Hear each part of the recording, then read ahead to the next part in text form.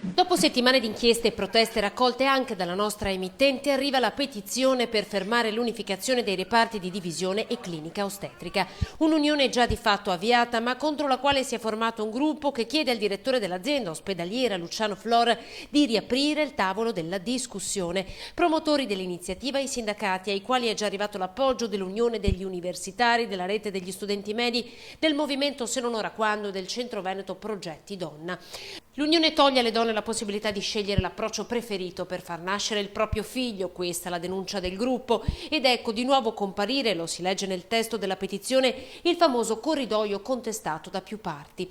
La UIL intanto ha denunciato anche un crollo delle nascite a Padova, il 30% delle mamme starebbe scegliendo altri ospedali. Sono circa il 30% in meno delle partorienti che vengono a usufruire della struttura dell'azienda ospedaliera di Padova.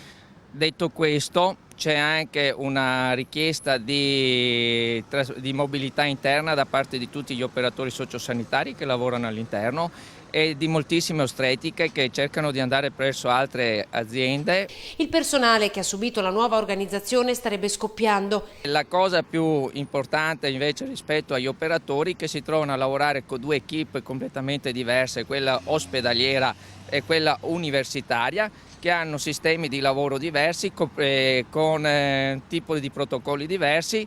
Il sindacato denuncia criticità strutturali e di spazio che starebbe facendo scappare le mamme, ma soprattutto creando grandissime tensioni interne. Se prima non fai un lavoro rispetto all'unificazione della parte medica, quindi delle procedure, dei protocolli, difficilmente gli operatori possono avere la possibilità di lavorare in sicurezza e tranquillità.